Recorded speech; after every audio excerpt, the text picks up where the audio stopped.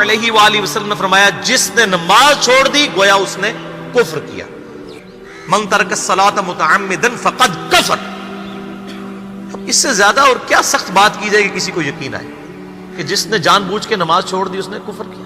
اب جان بوجھ کے یہ نہ سمجھیے گا کہ جی میں بال بچیاں دے کمائی کرتا رہنا تھا، منو ٹائم نہیں ملتا. جان بوجھ کی ڈیفینیشن بھی نبی علیہ السلام نے بخاری اور مسلم میں موجود ہے کہ اگر کوئی شخص بے ہوش ہو جاتا ہے یا سویا رہ جاتا ہے، یہ دو آپشنز ہیں، یا تیسرا آپشن ہے وہ بھول جاتا ہے تو جیسے یاد آئے اسی وقت وہ والی نماز پڑھ لے.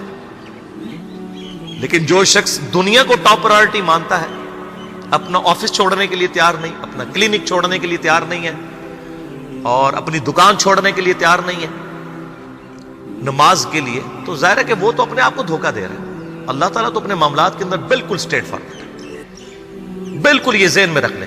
جامعہ ترمذی میں صحیح سند کے ساتھ موجود ہے. عبداللہ بن شفیق تابعی رحمہ اللہ تعالیٰ کہتے ہیں کہ صحابہ کرام علیہم رضوان صرف نماز کے چھوڑنے کو ہی اعمال میں سے کفر سمجھتے تھے. یعنی وہ کسی کو نماز پڑھتا ہوا دیکھتے تھے تو کہتے تھے یہ مسلمان ہے، اور کسی کو نماز پڑھتا ہوا نہیں دیکھتے تھے تو وہ کہتے تھے یہ کافر ہے. یہ جامعہ ترمذی ہے، یہ کوئی سٹوری بک نہیں میں سنا رہا آپ کو. مسند احمد میں صحیح سند کے ساتھ حدیث ہے، نبی صلی اللہ علیہ وآلہ وسلم نے معاذ ابن جبل سے فرمایا معاذ اللہ کے ساتھ کسی کو شریک نہ ٹھہرانا، خواہ تمہارے ٹکڑے ٹکڑے کر دیے جائیں، تمہیں سولی پہ چڑھا دیا جائے، تمہیں آگ میں جلا دیا جائے، اللہ کے ساتھ کسی کو شریک نہ ٹھہرانا. اور معاذ نماز بھی نہ چھوڑنا، کیونکہ جس نے نماز چھوڑ دی اللہ تعالیٰ کے ذمہ کرم سے وہ نکل گیا. اللہ کے حضور اس کے لیے کوئی حصہ نہیں ہے جس نے نماز چھوڑ دی. کتنا کرٹیکل ایشو ہے. اور اسی طریقے سے مسند احمد میں یہ ایک اور حدیث ہے کہ آپ صلی اللہ علیہ وآلہ وسلم نے فرمایا جس شخص نے اپنی زندگی میں نماز کی حفاظت کی قیامت والے دن وہ نماز اس کے لیے نور ہوگی، نجات ہوگی اور اس کے حق میں دلیل ہوگی. اور جس نے نمازوں کی حفاظت نہیں کی اس کے لیے قیامت والے دن کوئی نجات، کوئی نور اور کوئی دلیل نہیں ہوگی. الٹا اس کا حشر قارون، فرعون اور ابی ابن خلف کے ساتھ ہوگا والعیاذ باللہ تعالی.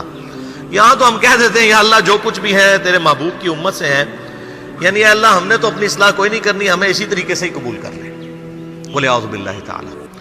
اور کچھ ویسے علماء کا بھی اس میں بڑا برا کردار ہے کہ انہوں نے نماز کو بھی اتنا مشکل فرض بنا کے پیش کیا ہے کہ ایک عام آدمی کے لیے اور جو دنیاوی معاملات کے اندر بھی انوالو ہے اور کسی ایسی عورت کے لیے جس کے کئی بچے ہیں، مطلب اس روٹین کے اندر اس نماز کو مینج کرنا مشکل ہو جاتا ہے. ہمیں تو عشاء کی صرف 17 رکعتیں بتا دی گئی ہیں، حالانکہ 24 گھنٹے کے اندر ٹوٹل نماز کی رکعتیں 17 ہیں جن کی اکاؤنٹیبلٹی ہے.